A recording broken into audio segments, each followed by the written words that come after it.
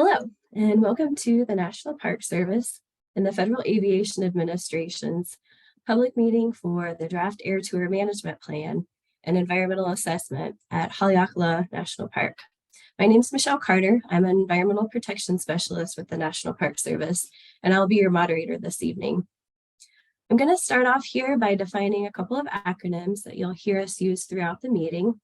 You'll hear us refer to the National Park Service as the NPS, the Federal Aviation Administration as the FAA, the Air Tour Management Plans as ATMPs, and the Environmental Assessment as the EA. The other acronyms that we'll be using tonight we'll define as we go along. Next slide, please. So we are holding this virtual public meeting to review the draft ATMP for Haleakalā and to take questions on the draft and the EA. This meeting is being held pursuant to the National Parks Air Tour Management Act of 2000, also known as NPATMA regulations. You'll hear a little bit more about NPATMA and the draft ATMP shortly, along with information on how you can submit questions and official comments. But before we dive into the presentations, I'm going to take a minute here to introduce our presenters and provide information about the meeting logistics and how you can participate. I also wanted to note that during this meeting, we ask that all participants adhere to professional standards of conduct. We reserve the right to remove disruptive participants or anyone who uses discriminatory language, personal insults, or obscenity. Next slide, please. So joining us this evening as presenters, we have Eric Elmore, Senior Policy Advisor with the Office of Environment and Energy with FAA. From the Natural Sounds and Night Skies Division of the National Park Service, we have Vicki Ward, our Overflights Program Manager. We also have Natalie Gates, the Superintendent of Haleakalā National Park, and Lindsay Moore, the Parks Environmental Compliance Specialist.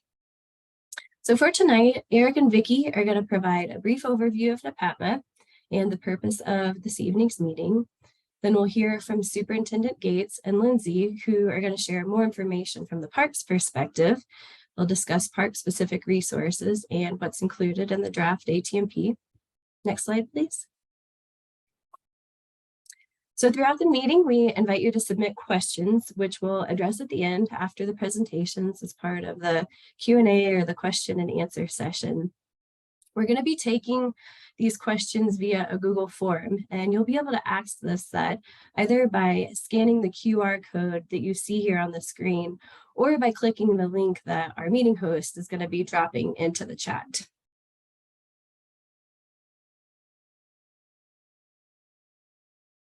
Questions submitted through this evening's meeting will be considered by the agencies in the development of the draft ATMP, but it will not be considered formal comments. And I apologize, did I cue the right slide? I think we're okay. My apologies here. Thank you. Okay, so we'll go ahead. Next slide. So all official comments must be submitted through the NPS Planning, Environment, and Public Comment website, or PEPC, or they are going to be sent to the mailing addresses that you'll be able to find on the park's PEPC website. Only comments received through one of these two avenues will become part of the official record, and they must be submitted on or before June 20th of this year, 23. And they must be submitted by midnight Mountain Time, which would actually be 8 p.m. Hawaii time. We have an automated system that's based in Denver, and the time does close at midnight Mountain Time, hence the bit of a difference in time there. We also wanted to note that the agencies are not accepting official comment via email. I'll share a little bit more information about this again later on in the presentation. Next slide, please. So I apologize. I just want to make sure that we are in the Right spot. Yes, we are. You guys, I appreciate your grace and your patience with me. I'm based in Denver and it's a little bit late, so I'm a little bit sleepy, not completely on my A game, but I appreciate your patience. So I just wanted to know, while this meeting is being held via Zoom, we'll accept the questions via the Google form. If people have joined after the meeting started, you might not be able to access some of the links that have been posted in the chat. So I'll just ask the host. Yeah, thank you for reposting the link to the Google form.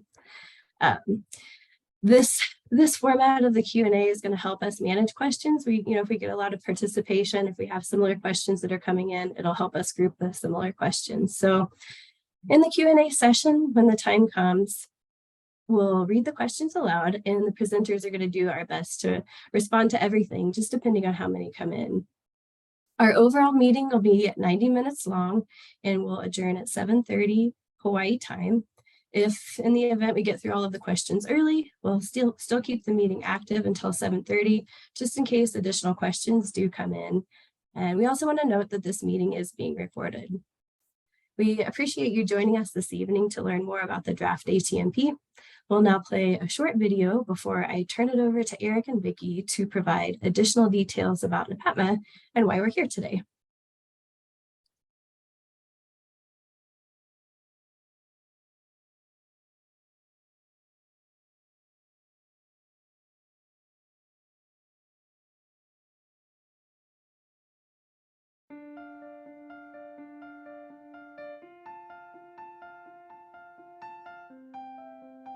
The United States is home to some of the most breathtaking national parks and tribal lands in the world. It is important that we protect these lands while ensuring that the public has ample opportunity to enjoy these national treasures. Air tours offer the public a totally different type of experience. The Federal Aviation Administration and the National Park Service work together to manage air tours over national parks. We are developing plans that help protect wildlife, wilderness character, cultural resources, natural soundscapes, and visitor enjoyment. These plans are known as Air Tour Management Plans, and today we will explore the specifics of the draft plan for your park. As part of our planning process, we consult with tribes, Native Hawaiian organizations, state and tribal historic preservation officers, and wildlife biologists. We assess noise, wildlife protection, and other environmental considerations, and we will continue to make adjustments to these plans as needed. And we consider the appropriate level of National Environmental Policy Act review for these plans. The FAA and the National Park Service are committed to ensuring safe flights at our national parks while safeguarding park resources. Following today's presentation, we encourage you to review your park's draft Air Tour Management Plan and provide official comments through the National Park Service Planning, Environment, and Public Comment website. Together, we can celebrate these special places and ensure they can be enjoyed for generations to come.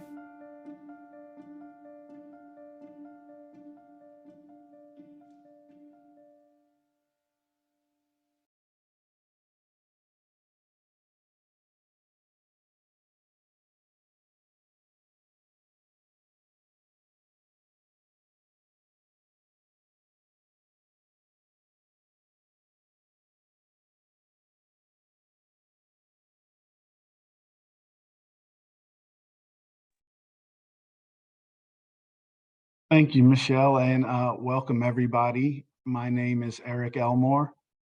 I'm a senior policy advisor in the Federal Aviation Administration, and I'm working for the Office of Environment and Energy. I'm located in Washington, D.C., and tonight I'm going to provide you with an overview of NAPATMA and the requirements, some of the requirements of NAPATMA. Next slide, please. So the National Parks Air Tour Management Act, or NAPATMA, requires the Federal Aviation and the National Park Service to work together cooperatively to develop an air tour management plan for those parks where operators have applied to conduct commercial air tours. So NAPATMA came into existence back in 2000. Air tour operations were occurring at that time, and NAPATMA required the Federal Aviation Administration to issue what's known as interim operating authority to existing air tour operators at that time. I think we'll get into that a little bit more later. NEPATMA, it applies to a limited area. It applies to laterally, I guess, a half a mile outside of the park boundary. And vertically, it applies from ground level up to 5,000 feet AGL, what we call above ground level, or AGL. Importantly, NEPATMA does not apply to anything other than commercial air tour operations. So NEPATMA does not apply to general aviation flights, does not apply to commercial airline flights or military flights. So those that are happening will continue to occur because they don't fall within the jurisdiction of NEPATMA. And I discussed the interim operating authority already. So next slide, please. So NEPATMA kind of directs the agencies with the objectives, and the objectives of this draft ATMP are to develop acceptable and effective measures to mitigate or prevent the significant adverse impacts, if any, of commercial air tour operation on the park's natural and cultural landscape and resources, areas of historic and spiritual significance to Native Hawaiians, wilderness character, as well as the visitor experience. Next slide, please. So some of the things that an air tour management plan can do or include are it may prohibit air tour operations in whole or in part, and it can establish the conditions for the conduct of air tour operations, including things such as routes, altitudes, time of day restrictions, as well as restrictions for particular events and a maximum number of flights, either daily or yearly. Again, it only applies to commercial air tour operations that are within the half-mile boundary outside of the park, as well as within that 5,000-foot above ground level airspace. Under NEPATMA, we are required to include incentives for the adoption of quiet aircraft technology. And once a final air tour management plan is established, we have to provide for the allocation of opportunities to conduct air tours when the ATMP limits the number of operations. Finally, NEPATMA requires the agencies to justify and document the need for the measures taken pursuant to the above items, and include the justifications and what's known as a record of decision. At this point, I'm going to pass it along to my colleague, Vicki Ward from the National Park Service. She's going to provide a little bit more information on NEPATMA. Vicki? Yeah, thank you, Eric. Yeah, I'm Vicki Ward. I'm the Overflights Program Manager in the Natural Sounds and Night Skies Division, and I am located in Fort Collins, Colorado. And so I'm going to pick up on this slide here, and I'll just give a little brief description of the slide. I don't know if any of our meeting attendees are just on the phone, so you can't see the slide, but this is a map of the United States, and it shows the locations of 23 parks that we have either completed air tour management plans for or are working on developing a plan currently. And most of our parks that need air tour management plans are concentrated in the Western United States. We have a lot of parks in Utah, several in California. Last night we had a public meeting for the Badlands, South Dakota ATMP. And obviously you can see here in the inset here in the lower left corner, the Hawaiian Islands. And tonight we are here for the Haleakalā draft ATMP. So with that, I think you can go to the next slide. Okay, and here's just a list of all the parks, just to kind of reinforce what's on the map that was on the previous slide. We have completed air tour management plans to date for 13 parks. And so those are the ones that are listed on the right there, I'm sorry, on the left. I won't read them all off, but we've gotten quite a few done in the Western US, in the Utah area, California, Washington, and also just earlier this year, we completed voluntary agreements, which is also another way to meet the requirements on the PATMA. We did voluntary agreements for the national parks of New York Harbor, which specifically address air tours around Statue of Liberty and Governor's Island National Monument. And then we are continuing to develop ATMPs, for both Hawaii parks, for Haleakalā and Hawaii Volcanoes. And that Hawaii Volcanoes meeting is on June 7th, in case you're interested in joining us for that. Mount Rushmore is on June 1st, and that one's also out for public review right now too. And then the rest, we're continuing with developing those ATMPs, and there will be announcements later on about what's available for public review with those. And can go to the next slide.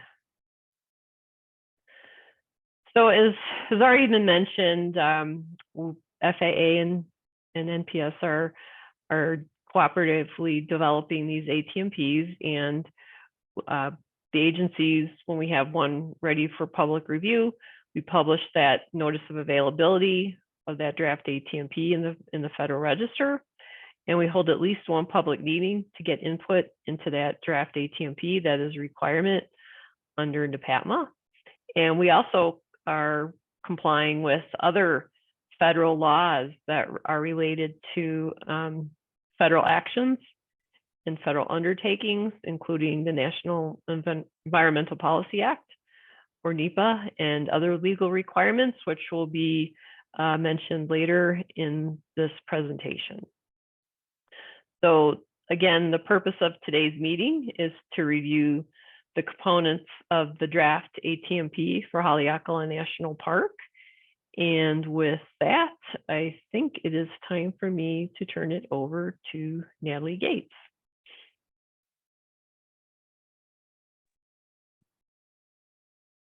Thank you, Vicki. Aloha kako. I am Natalie Gates, the superintendent of Haleakalā National Park. Next slide, please. Haleakalā National Park preserves over 33,000 acres of land on the eastern side of Maui, 74% of which is congressionally designated wilderness. The wilderness area includes the majority of Haleakalā Crater and the Kipahulu Biological Reserve, which protects one of the most intact rainforest ecosystems in the Hawaiian Islands. The Haleakalā Crater is a summit depression created by erosional forces during a long period of the volcano's dormancy. Visitors can experience intense quiet inside the crater. It is one of the quietest areas measured in the national parks system, with sound levels at times approaching the threshold of human hearing and as low as 10 decibels. Due to the extremely low sound levels in the crater, even relatively low-level noise can be heard at great distances. Next slide, please. For viewers on small devices or those not able to see the screen, this slide shows a map focused on Haleakalā National Park in southeast Maui. The black dashed line defines the park boundary, and within the park boundary, designated wilderness is shown by the green hatched lines. The Kipahulu Biological Reserve is on the eastern end of the park and shown mostly within wilderness by a brown stipple. Brown lines show hiking trails throughout Haleakalā Crater, allowing access into the solitude and natural qualities experienced within Haleakalā wilderness.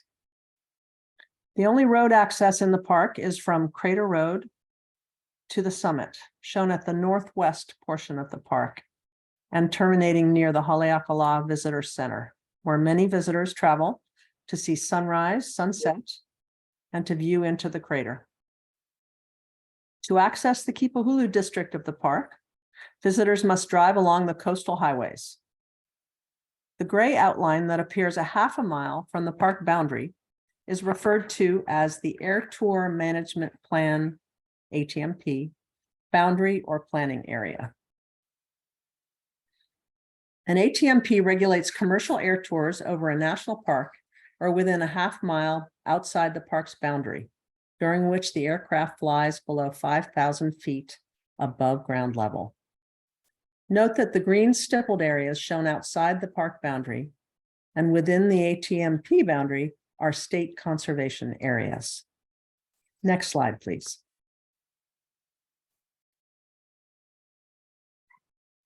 Historically and into the present, Native Hawaiians have used particular areas, sites, and features within the current park boundaries for a broad range of activities, cultural practices, and protocols. These include ceremonies, spiritual training, practices related to birth and burial, resource collection, and travel across East Maui.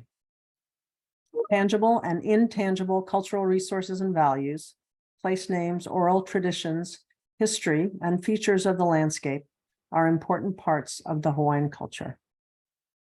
The park preserves pre-contact and historic archaeological resources that include Native Hawaiian heiau, shelters, trails, altars, fishing shrines, house platforms, and other features. Historic resources such as historic agricultural sites and trail systems are also preserved by the park, and some are still used today by Native Hawaiian cultural practitioners. The northern and eastern slopes of Haleakalā and the rainforests of the Kipahulu Valley are among the richest biological regions in Hawaii. The park protects a unique diversity of native wildlife species, over 90% of which are only found in the Hawaiian Islands, including critically endangered forest birds like kiwikiu and akohe-kohe. I will now pass the presentation over to Lindsay Moore of Haleakalā National Park to discuss current air tour conditions and the draft air tour management plan.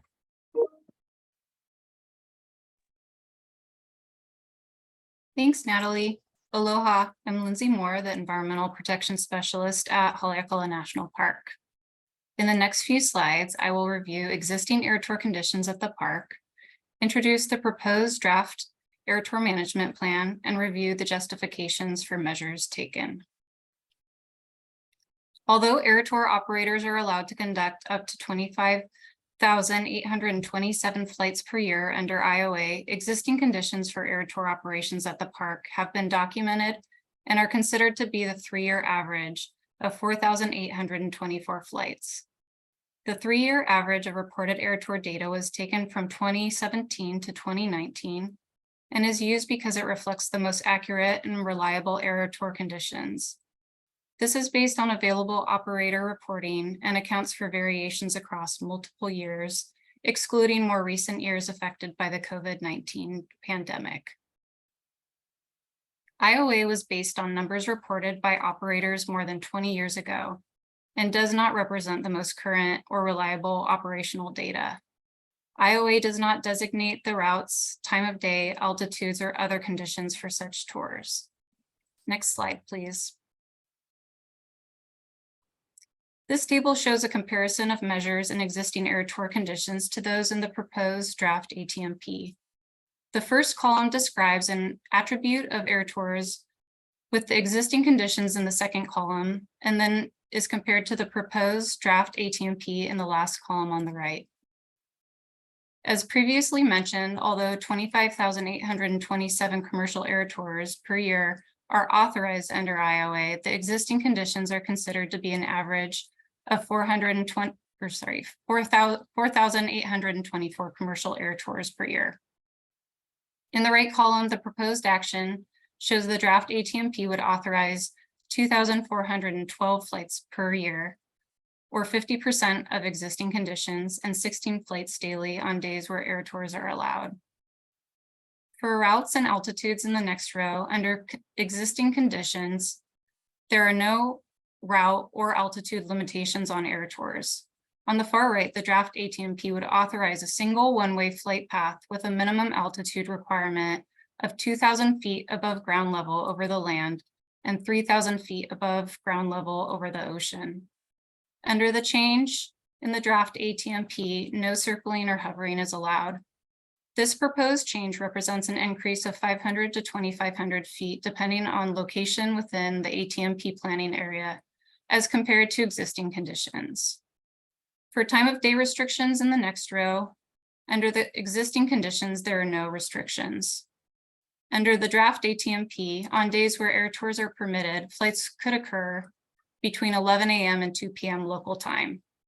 The draft ATMP incentivizes the use of quiet technology aircraft by allowing those aircraft to fly from 11 a.m. to 4 p.m., so 2 hours longer than non-quiet technology aircraft. For day of week restrictions in the next row, existing air tours occur year-round on an average of 345 days per year based on the 2017 to 2019 reporting activity, and there are no restrictions. Under the draft ATMP, air tours would not be allowed within the planning area on Sunday and Wednesdays. Selecting non-consecutive days with one weekend day and one weekday would offer a broad range of visitors access to the natural acoustic environment and the renowned quiet of Haleakalā Crater. For restrictions for events in the next row, there are no restrictions under the existing air tour conditions. Under the draft ATMP, in addition to the weekly no-fly days of Wednesday and Sunday, air tour operators would also be required to observe the park's 6 existing commercial-free days as no-fly days, as well as 2 Hawaii state holidays of historical importance. For the last row, there is no training, education, or meeting requirements under the existing air tour conditions. Under the draft ATMP, there would be mandatory training and a requirement for an annual meeting. Next slide, please. This slide shows the same map described earlier by Natalie, with the addition of the proposed draft ATMP route. The air tour route within the ATMP planning area is represented by the blue line with a 1/4 mile buffer on either side of the route that indicates the acceptable range of deviation. All portions of the flight route over the land are proposed at a minimum altitude of 2,000 feet above ground level, and those over the ocean at a minimum altitude of 3,000 feet above ground level. The proposed flight route is one way traveling from west to east. The first segment is shown on the left or west side traveling through the Nu'u region. The second segment of the route re-enters the ATMP boundary near the northern edge of the park parcel in Kaupo. The third segment of the route re-enters the ATMP boundary a 1/2 mile from Ka'apahu. As it crosses these areas, the flight path stays below the 2,000-foot elevational contour line, avoiding high elevation habitat for forest birds and seabirds. The fourth segment of the route re-enters the ATMP boundary offshore from Kipahulu. The flight path is directed offshore and away from Kipahulu Valley, Waimoku Falls, and the lower Kipahulu district. Before we move on to the next slide, I wanted to note that there would be no limitations on the number of air tours that could occur outside the ATMP planning area. Air tours outside of the ATMP planning area are not subject to NPAPMET and cannot be regulated under the ATMP. Next slide, please. Here we discuss the justifications for measures described in the proposed draft ATMP.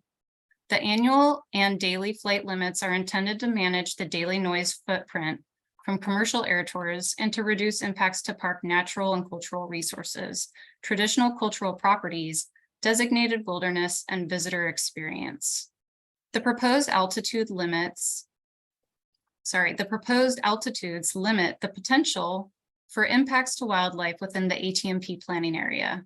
The proposed flight path would avoid flying directly over park wildlife, sensitive habitats, and moving existing air tours away from cliff nesting seabirds like ua'u and forest birds in Upper Monowainui. Helicopter noise could be harmful to wildlife and adversely impacts Haleakalā's ability to monitor federally protected Hawaiian forest birds, which is done primarily by acoustic-based surveys to detect bird songs. Commercial air tours, by their nature, have the potential to impact cultural resources for which feeling and setting are a contributing element. The summit of Haleakalā, including Kipahulu Valley and Kaupo Gap, is a traditional cultural property, or a TCP, and is part of the cultural landscape of Maui. This area has known oral history, songs, legends, and sacred uses. The exceptional stillness and serenity of the summit of Haleakalā are significant characteristics of the TCP that allow Native Hawaiians to continue conducting traditional ceremonies which require a quiet setting. The day-of-week restrictions and no-fly days in this draft ATMP were included to mitigate these impacts substantially. The draft ATMP aims to avoid or prevent unacceptable impacts to wilderness values, cultural resources, natural soundscapes, wildlife, and visitor use by reducing the number of commercial air tours per year over the park and taking measures to reduce intensity and duration of air tour noise. And with that, I'd like to pass it back over to Eric Elmore with the FAA to further discuss the planning process. Thanks, Lindsay. I'm going to give a little overview on the National Environmental Policy Act, also known as NEPA. The ultimate implementation of an air tour management plan is considered a major federal action that triggers the requirements of NEPA. NEPA requires the agencies to consider the human and natural environment that could be affected by the action. In this instance, it would be the implementation of that air tour management plan. The agencies are required to determine the appropriate level of NEPA review. There are 3 levels, generally: a categorical exclusion, environmental assessment, or an environmental impact statement. And the agencies are required to prepare the associated environmental documents. So in this instance, the agencies have determined that an environmental assessment is needed in the development of this draft ATMP.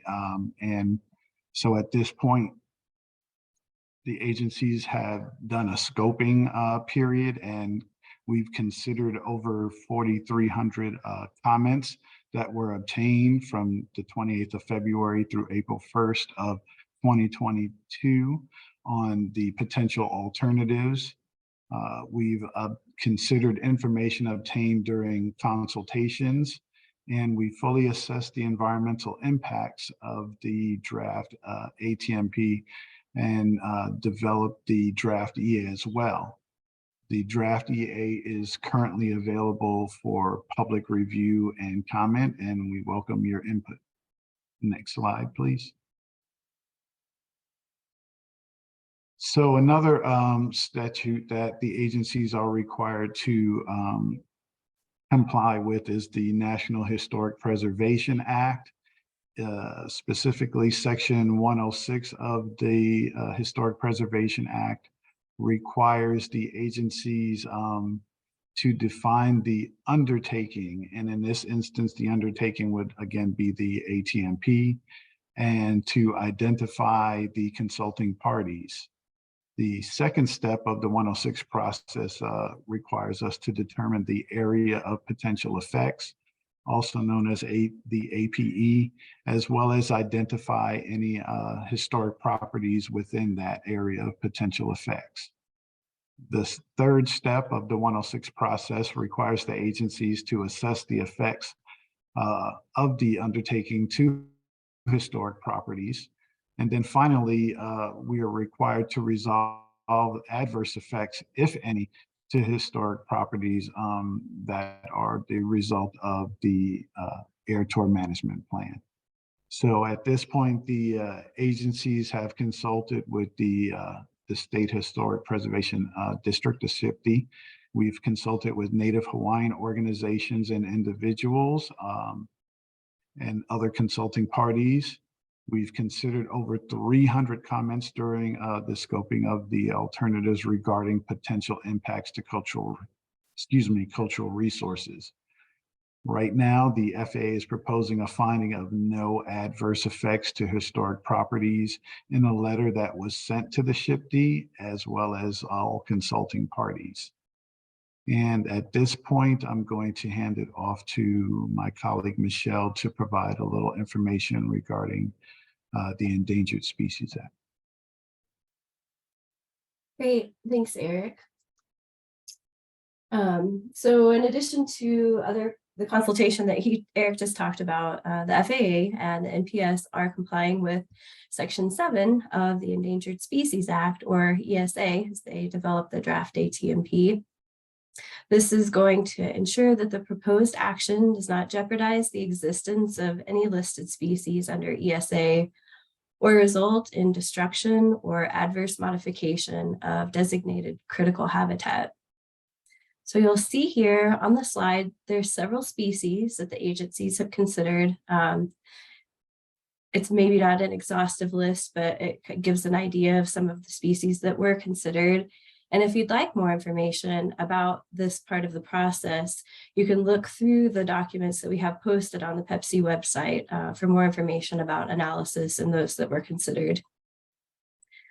The agencies have also had informal consultation conversations with both the Fish and Wildlife Service and the National Marine Fisheries Service.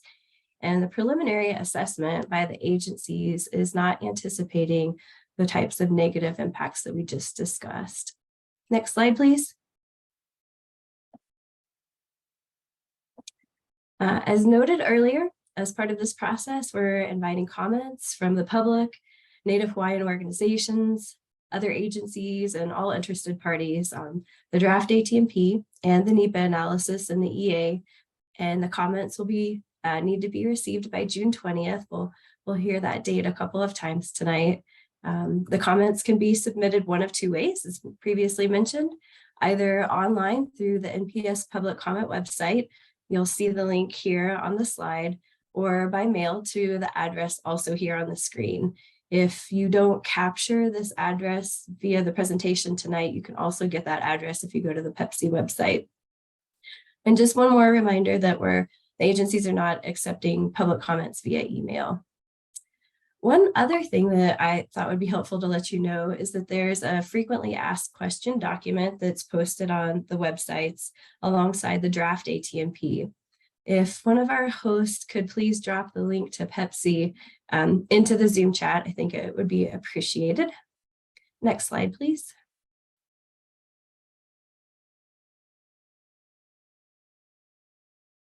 Okay, so following the end of the public comment period, the FAA and the National Park Service are going to review all of the comments and use them to inform the final ATMP. Continue to coordinate and complete consultation under the National Historic Preservation Act, the Endangered Species Act, and continue conversations with the Native Hawaiian organizations. And once it's complete, the NEPA process will get wrapped up by signing a decision document. When that happens, the ATMP will be considered complete and it will be available on both the FAA and the NPS websites for public review. FAA then will update the operator operations specifications, or op specs, for each of the air tour operators. Next slide, please.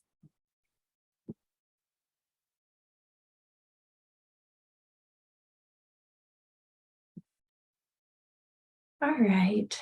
And so with that, I would like to say thank you to all of our presenters, and we're gonna start to migrate now into the Q&A portion of our meeting. For anybody that maybe joined during the presentations, my name is Michelle Carter. I'm an environmental protection specialist with the National Park Service, and I'm serving as the moderator for the meeting this evening. A couple of little housekeeping reminders. We want to make sure that everyone is aware that the meeting is being recorded, and that links to this recording and to the PowerPoint slides that we shared this evening are going to be posted. The videos will be posted to the agency's websites, both to the FAA's website and to the NPS ATMP website And the videos and the PowerPoint slides will be posted to the public comment website. So there's going to be a lot of places all of this information is shared. So you should hopefully be able to find it pretty easily. It may take a couple of days before everything's posted because the agencies need to make them compliant with online accessibility requirements, but it will be posted here within the next few days. So if you have a question you'd like to submit, we're asking that you post it into the Google form using the link that we've shared in the chat area of your Zoom window. If you have a cell phone, you can also scan the QR code that you see here on the screen and submit it via that way. As far as the overall meeting, the meeting this evening and this Q&A session, tonight we're focused on the draft ATMP and EA for Haleakalā National Park. And therefore, we ask that you keep your questions focused on this particular planning effort. If you want information on the other ATMPs, you can visit either the NPS or the FAA websites that we just mentioned to learn more about plans that have already been completed. And you can also get from those websites links to the other draft plans that are currently open for comment. I think maybe one of our meeting hosts might have those links again available. I know there's a lot of link dropping, but we just want to make sure that if people are popping in and out, they have access to those links and didn't lose it if they lost the chat. Just a general reminder, any questions that are submitted through today's meeting will be considered by the agencies as they continue developing the draft ATMP, but they're not considered those official formal comments. The formal comments must either be submitted via the Pepsi site or sent to the mailing address that's listed on the park's Pepsi site. Again, the date that comments must be received by are June 20th, and it's at midnight Mountain Time, which is 8 p.m. Hawaii time. For folks that didn't hear that earlier, the reason for that discrepancy is that the server is based in Colorado and it shuts down at midnight Mountain Time. So I just wanted to clarify that little bit of a time difference. As noted at the beginning of the meeting, we plan to be here for 90 minutes. We'll adjourn at 7:30 Hawaii time. In the event that we don't have too many questions coming in, we'll continue to be here in the background and we'll hold the meeting open until 7:30 p.m. just in case additional questions come in after you've had a chance to reflect on what you heard during the presentations, or maybe somebody else asks a question and it spurs something else inside of you. So we'll be here and give you a chance to kind of think through and post the questions until 7:30. There's one additional person that I wanted to mention. You may have seen on the earlier slide when we had the presenters. We have an important person that actually wasn't presenting, but may be part of our Q&A session, depending on how the questions come up. She also has a new name, Jen Harlow, and she is the park's Chief of Interpretation, Education, and Volunteers. And I see Jen's friendly face here, so thanks for coming on here really quick, Jen. And I think with that, we will go ahead and move over into the Q&A. All right. So our first question here, we'll start with Eric with FAA. So Eric, the first question that we have here, they're asking, what is the National Parks Air Tour Management Act and what does it require? Thanks, Michelle, and thanks for the question. So I guess at a high level, the National Parks Air Tour Management Act, again, which was passed in 2000, it governs commercial air tour operations over national parks. Again, it does not govern other types of aircraft, general aviation, military, et cetera. It's limited to commercial air tour operations. NPATMA also does not apply to Grand Canyon National Park. That's subject to separate legislation. Ultimately, what NPATMA requires is the FAA and the Park Service to work cooperatively to develop an air tour management plan or a voluntary agreement. In this situation, the agencies decided to do an air tour management plan. And I think lastly, NAPATMA requires us to do a public meeting on the proposed air tour management plan, which we are doing right now. So hopefully that answers your questions, and happy to follow up if need be. Thanks. Okay, great. Thanks, Eric. Okay, got another question here. We'll send this over to Vicki with the National Park Service. Vicki, the question is asking, what happens after the public review period on a draft ATMP and draft EA?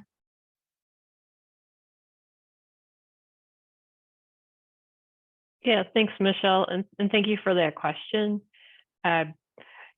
As we have discussed, and one of the things that purposes of this meeting too, and why we're having the public review, is that we will review all the comments that come in, and then we will use those to inform the development of the final air tour management plan. It could change from what this draft is out for public review right now, and what becomes the final ATMP.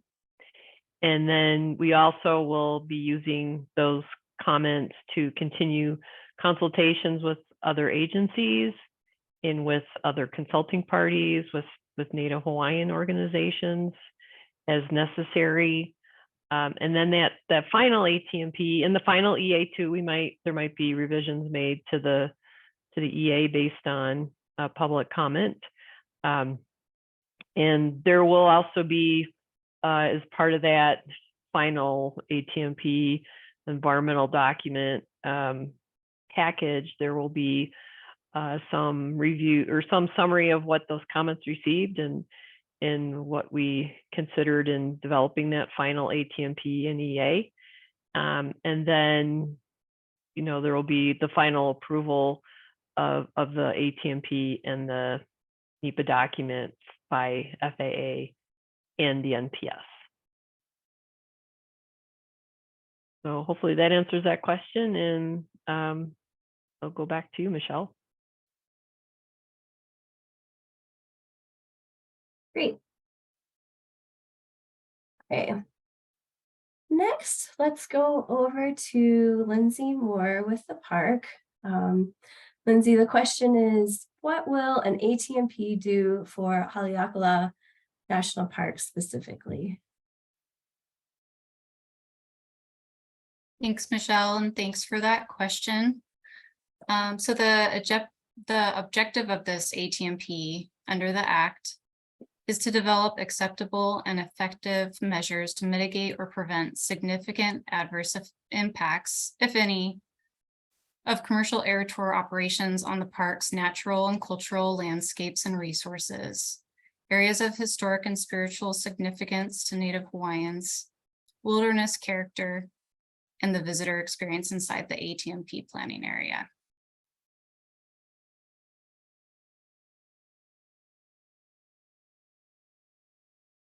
Thanks, Lindsay. Okay. Our next question, we will go back over to Vicki with the National Park Service. Vicki, the question is asking, why are some parks with air tours not required to have ATMPs or voluntary agreements? Okay, thanks, Michelle. Yeah, that's a good question. Under the National Parks Air Tour Management Act, when it was amended in 2012, that exempted parks that have 50 or fewer commercial air tours each year.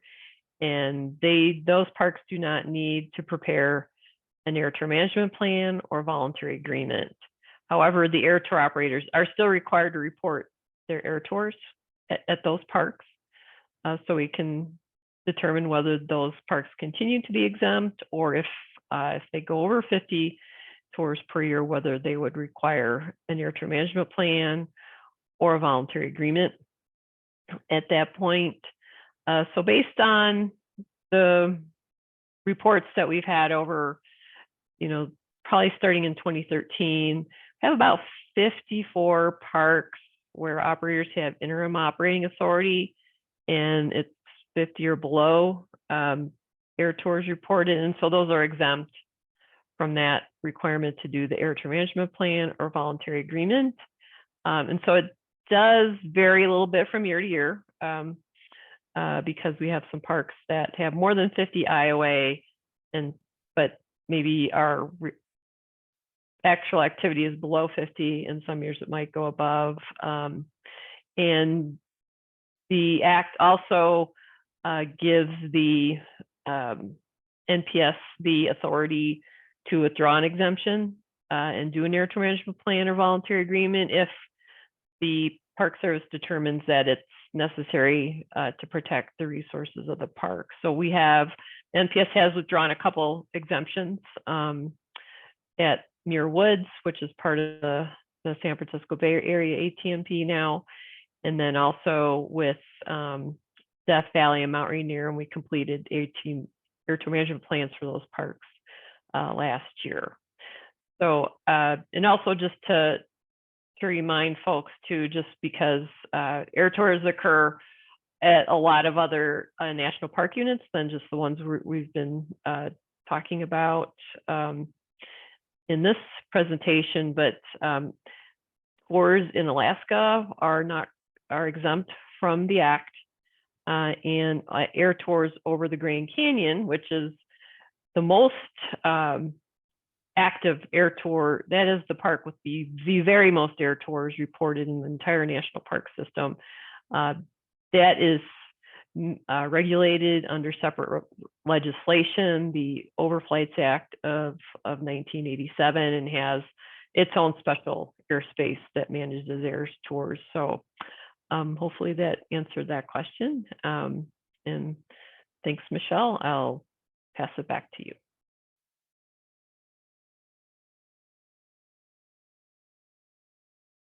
Okay, thanks, Vicki.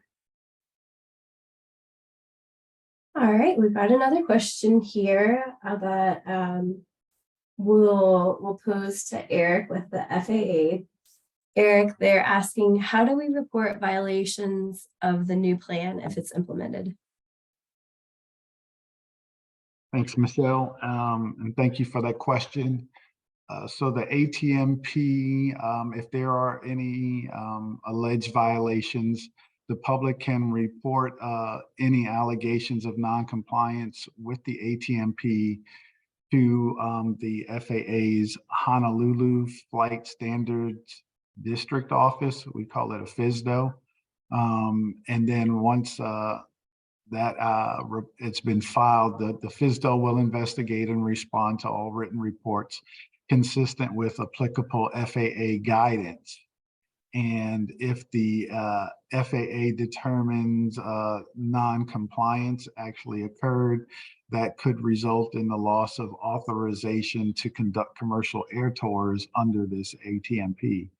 And I would note that Section 4 of the ATMP discusses ways that that it will be enforced, including using the required aircraft monitoring technology that will assist us in being able to ensure that the operations are occurring consistent with the ATMP.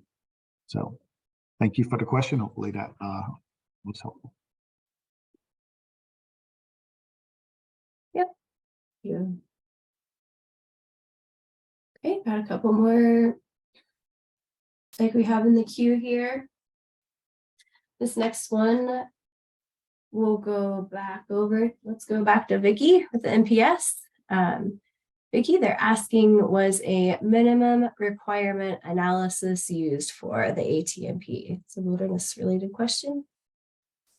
Okay, thanks, Michelle. Yeah, I will also explain a little bit about what a minimum requirements analysis is for those who might not be familiar with it. That is a requirement under the Wilderness Act of 1964, and that is required by law when whenever land managers are considering a use that's prohibited by Section 4C of the Wilderness Act. And so aircraft flying over, but not landing in wilderness, are not a prohibited use according to the Wilderness Act. So the draft ATMP does not allow commercial air tours to land or take off within wilderness. So that minimum requirements analysis, which under the Wilderness Act, which is in Section 4C, and there's also a director's order, number 41, that the NPS uses to implement the Wilderness Act. Those do not apply, and we're not required to do a minimum requirements analysis. However, we did analyze and report on the impacts of commercial air tours on wilderness character and values in Section 3.5 of the draft EA. So if you want to read more about that and how that analysis was done, you can go look at that section, and we'd welcome any comments on that section, as we want to make sure we've thoroughly addressed any potential impacts from the air tour management plan. And Michelle, I will hand it back to you. All right, well, Vicki, I'm actually going to have you stay on camera here for the next question. Oh, okay, all right. This is asking how much noise will be in the crater for the preferred alternative. Okay, yeah, no, thanks for that question. And as part of the analysis in the draft environmental assessment, noise modeling was conducted, and this, it's pretty technical, so I'll just give kind of a really brief overview of what we did with the noise modeling. But we took that route that was shown earlier in presentation, and then we model the aircraft types that are currently being used, which are two types of helicopters, a EC-130 and an A-Star 350, and model it at the altitudes proposed in the draft ATMP. And then we also take the background acoustic data that was collected at the park that goes into the model. The model also produces several kinds of metrics, because if obviously noise has different characteristics such as loudness. It also has characteristics such, the time you would hear an event, whether it, how loud it would go, how much time it is over certain levels that might cause impacts to different kinds of park resources, whether it interferes with your speech, your enjoyment, visitors' enjoyment of the natural soundscape in a park. So we get a suite of metrics basically, and look at that. We also get like a cumulative metric too. So this one one of the ones that we use to describe or predict the amount of noise that would be produced by this preferred alternative is used to, we use the background ambient, because I think a lot of people are aware the crater of Haleakalā is one of the most quietest places we've recorded in the National Park System. And it's probably, is one of the most quiet places in the world. I did see watch a documentary the other day about the quietest place in the world. And so that was very informative to see how it compared to the other places in the world. But anyway, going back to the question, so we looked at percent time audible, which is whether you can hear it. Doesn't tell you how loud, but whether you can hear it. And also we also looked at the time above 35 decibels, which is about library quiet. Some of the very lowest sound levels in the crater are probably in the 20s, and then teens and can be as low as your threshold of hearing. So extremely quiet. And so what we were finding is, compared to the existing conditions, there is a substantial reduction in the amount of noise that's in the crater. There will still be some potentially audible noise. It just depends on the conditions in the crater at the time, whether there's wind and other atmospheric conditions going on that might raise or lower the natural ambient. But our model is showing there might be up to 30 minutes of audible noise and we looked at several locations within the crater in that model, just to get a sense of what that would be. There is a noise technical report as an appendix in the EA, and some of the locations we looked at were the base of the Sliding Sands Trail, a 5 mark. I don't know if that's a 5 mile mark. Somebody gave me the list of locations. So if there's a missing word there, please have some grace for me, please. 5 mark on Sliding Sands Trail, one of the cabins, and the Notch. And so none of those locations will have any noise above 35 decibels. It would all be very low. And much of the time it may not be audible. But anyway, it is a substantial reduction from the current conditions. And hopefully that answers the question. And I will turn it back to Michelle. Vicki, that was great. Thank you for all of those details. Really helpful, and hopefully that helped provide some perspective. Just wanted to remind the audience it's only a little after 7 Hawaii time, so we're going to be here until about 7:30. Some of the questions, we have a couple here that are coming in. The questions have slowed down a little bit, but just encouraging all of the team the team that's participating in the meeting, just to submit your questions. We really do want to hear from you, so please keep them coming in. We do have one ready here, it looks like, and we'll pass this one over to Eric with the FAA. So Eric, they're asking, once the ATMP is completed, how long will it take to implement?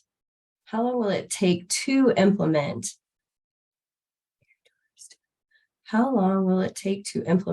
for the air tours to comply? How long will it take? I am really sorry. I think they're asking how long it will take for the air tours to be in compliance with the ATMP. I think that maybe that's what that means. So thank you. All right, I'll try. So I'll try this way. So under NEPATMA, all interim operating authority for the park, it terminates by operation of law 180 days after the establishment or the effective date of the ATMP. And then after that 180-day period, no operator can continue to rely on their operation specifications that have that interim operating authority. And operation specifications is something, it's an FAA thing that operators need to have authority to fly over the park. So basically they have to be amended to remove the interim operating authority and to replace that with the air tour management plan. And so all of that will happen within 180 days, again, of the effective date of the final air tour management plan. And, to drill down some, I guess the effective date of the air tour, of the final air tour management plan, is the date that it's signed by all of the required signatories. And up until that amended op specs at that 180-day period, the operators will be permitted to continue to conduct air tours within the ATMP boundary up to the limit of their IOA or consistent with that IOA. until the amended op specs have actually been, changed and incorporated, and then they have to comply with that air tour management plan. So hopefully that was responsive, wasn't confusing, but I think that's what the question was getting at. So thank you. Great. And Eric, we actually have another one that's coming toward you about allocations. And so the question is, under the AT&P proposal, how are the park overflights allocated to each operator? All right. Thank you for that question. I guess generally speaking, it was at a kind of pro rata, the initial allocation. And so Appendix A of the Air Tour Management Plan has the actual allocation numbers for each of the current operators. And so for Aris Inc., looks like Air Maui Helicopter Tours, they would be allocated 417 operations. Hawaii Helicopters Inc. would be allocated initially 188 tours. Helicopter Consultants of Maui Inc., or known as Blue Hawaiian, would be allocated 1,224 operations. Sunshine Helicopters would be allocated 393, and Alika Aviation, also known as Alexair or Maverick, would receive 190 initial allocations. So thank you for the question, and hopefully that's responsive to that.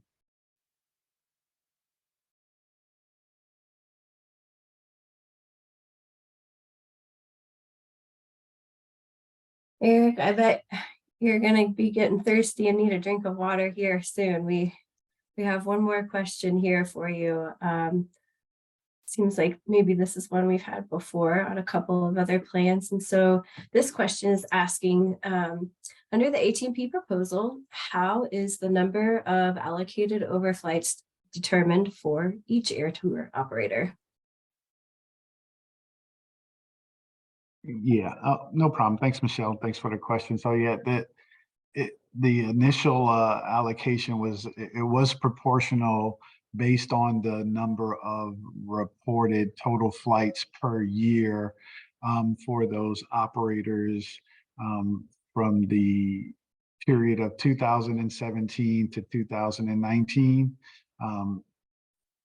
So, that those were the years that the agencies selected, and we purposefully did not include 2020 and after 2020 because of the pandemic, the COVID, and we felt like there were probably some lower numbers. So we used the 2017 through 2019 reporting data as kind of the most recent, the most accurate, and it takes into, I think, consideration year-to-year fluctuations that might occur. So we used that 3-year average and did kind of a proportional sharing, if you will, for the initial allocation. Thanks.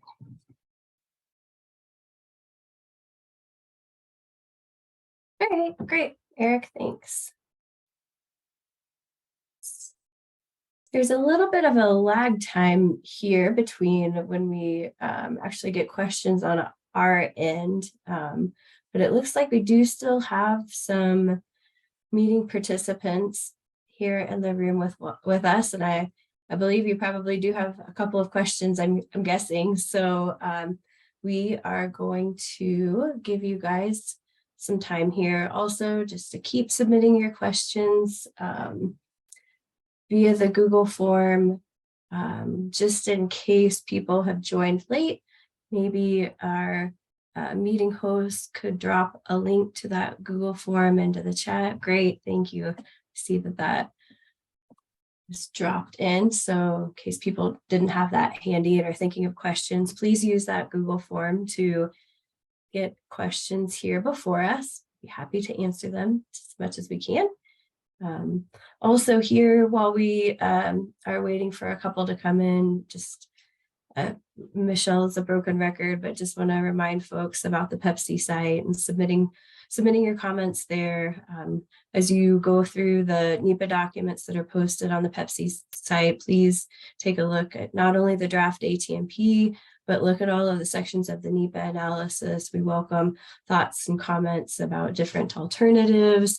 If you see anything in the analysis that maybe we've missed, if you have additional sources of information that you feel like the agencies should consider as part of the analysis, we're welcoming all of that type of feedback. So please share with us that as you have a chance to go through all of the documents that are posted on our Pepsi site.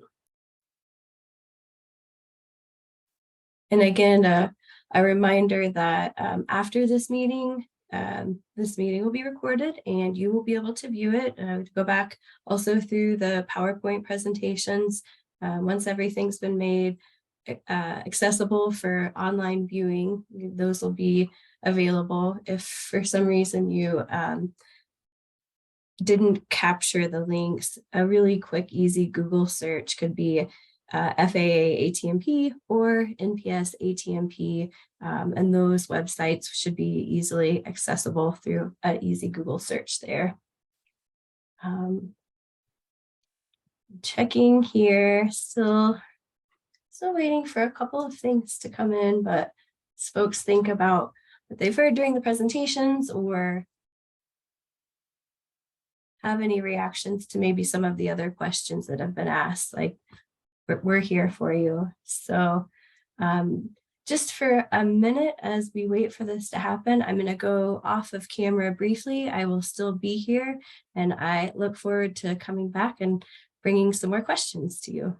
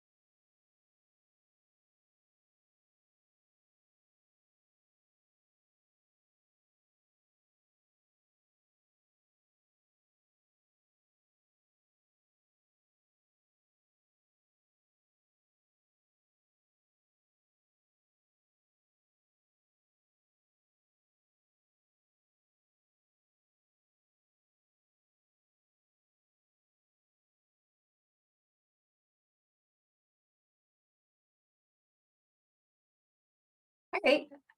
Well, thank you guys for continuing to get these coming in. I apologize for the bit of a delay on our end. Sometimes things are just moving a little bit slower than we hoped, but it does look like we have stuff coming in. So, all right, well, we'll go with this next one. Eric, we'll come back over to you. The question is asking whether the FAA has held air tour operators accountable for violations in the past. Thanks, Michelle.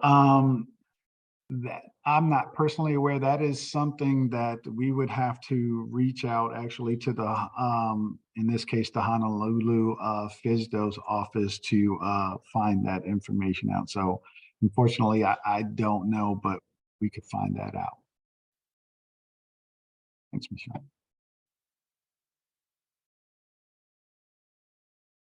Yeah, and actually, to that point, as part of the ATMP planning process and the public comment period, if there's questions or concerns about any enforcement, or if there's recommendations or different thoughts that we have from the public on either side of it, please also submit those comments via Pepsi.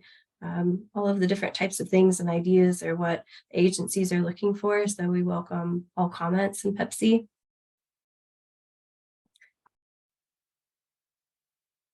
And looking through, seems like maybe we have a couple more out there here. We'll wait for them to pop up here on our end and hopefully get a couple more questions here.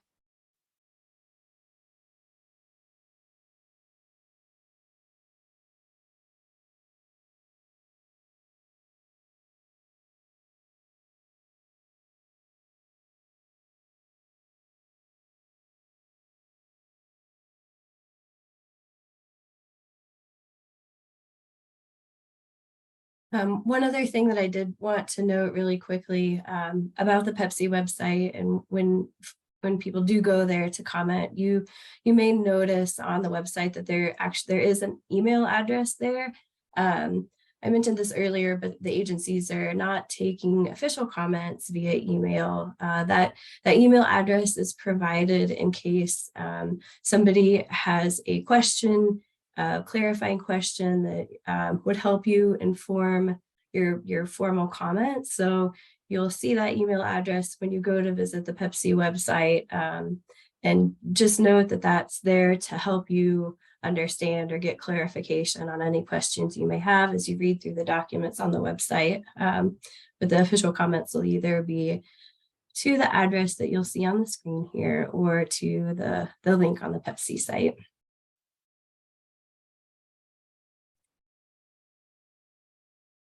Okay. Like we do have another question here. And Eric, I hope during this little bit of a break, again, you grabbed another drink of water and can come back on and provide another answer. We appreciate it. So Eric, they're asking what is the process to challenge the overflight numbers allocated if they are grossly negligent? Thanks, Michelle. Thank you for the question. So I think generally any challenges, if you will, are kind of covered by Section 12 of the Air Tour Management Plan, and it discusses the right to appeal. And it kind of spells out that the record of decision of the Air Tour Management Plan constitutes what's considered a final order of the FAA, and it's subject to judicial review under 49 USC section 46-110 in the Court of Appeals. And I think any party having a substantial interest can ask for seek judicial review of the record of decision by filing a petition for review in the appropriate U.S. Court of Appeals within 60 days after the order is issued. So hopefully that is responsive, and that was what they were asking. Thanks. Yep, thanks, Eric. Appreciate that.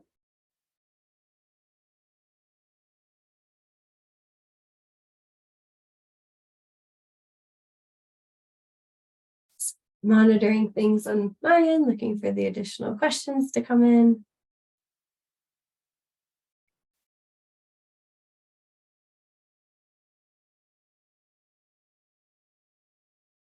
Okay, I'm going to go off camera just for one more minute here to see if we can pull anything else, and I'll be right back. But please keep those questions coming in. We appreciate you.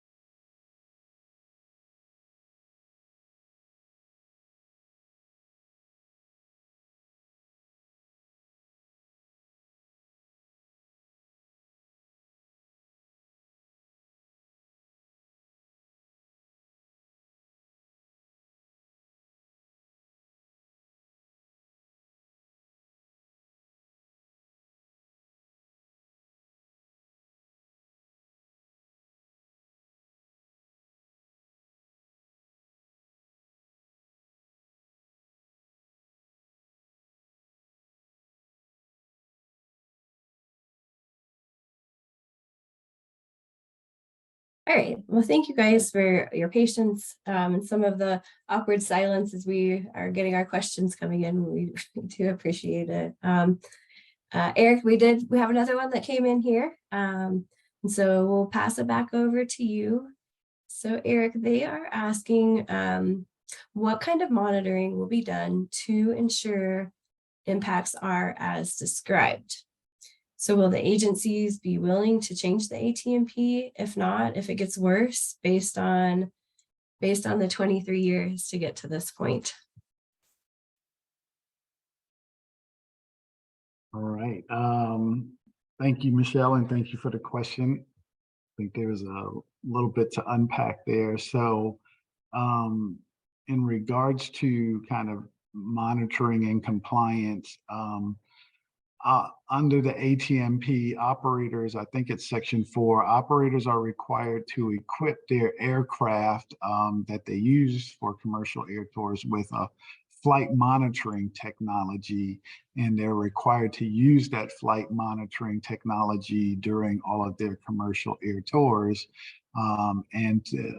They're also required to report that flight monitoring data to the agencies as part of the statutorily required reporting under NAPATMA. And so both of the agencies, FAA and NPS, are responsible for the monitoring and oversight of the air tour management plan. And if the NPS identifies instances of non-compliance, they will report that to the FAA's FSDO. Similarly, like I said earlier, the public can report allegations of non-compliance to the FSDO, and the FSDO will investigate. In regards to whether or not this air tour management plan kind of is something that's written in stone, if you will, if the document, the ATMP, does allow for an amendment process, and it can be amended at any time. So if the agencies first will consider requests from interested parties, and there is a process to do that. It has to be any request to amend the ATMP must be in writing and submitted to both the FAA and NPS. And that request for amendment must include a justification of how that requested amendment is consistent with the objectives of the air tour management plan in regards to protecting park resources, tribal lands, visitor use and enjoyment, and also why that proposed amendment would not adversely affect aviation safety or the national aviation system. So the agencies will publish additional information in regards to how to submit any request for amendment, and we will do so in a Federal Register notice. And finally, I think in regards to this question, I think, if the agencies become aware of, new information or the situation changes, of course, we want to, do what's needed in order to protect the park resources like we're doing here, and would modify the document. And any amendment, most amendments would have to properly open up a whole new environmental compliance process as well to finalize that amendment, so that we would have to look at any impacts that might be associated with that amendment. So we would likely have to do compliance with NEPA, again, compliance with the National Historic Preservation Act, as well as endangered species and any other substantive legal requirements. So it's not something that's written in stone. It's meant to be flexible and adaptable. So hopefully that's responsive to that question. And thanks for that. Appreciate it.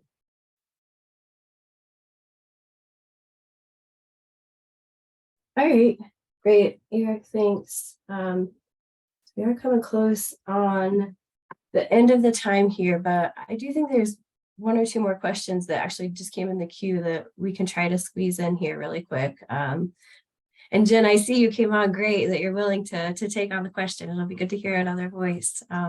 So Jen, this question is asking why the park did not select no air tours as the preferred alternative. And they're asking, isn't it the most protection to have no air tours as compared to the selective alternative?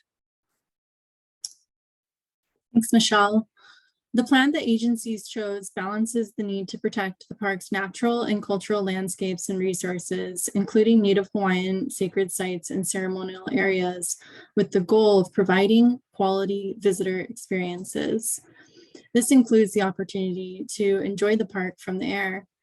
A no airs alternative would result in less noise in the park from the air tours compared to the selective alternative.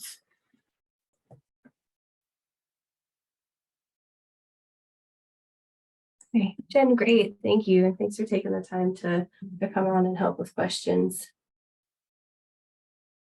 Okay, I think we have time for one more here that just came in. Eric, we'll have you wrap up here with this last question. They're asking, could drones fall into the definition of an air tour operator? Oh, thanks, Michelle. Simple answer, I think, is no. Drones are not considered or regulated under NAPATMA. However, I can tell you that drone use is not allowed at national parks.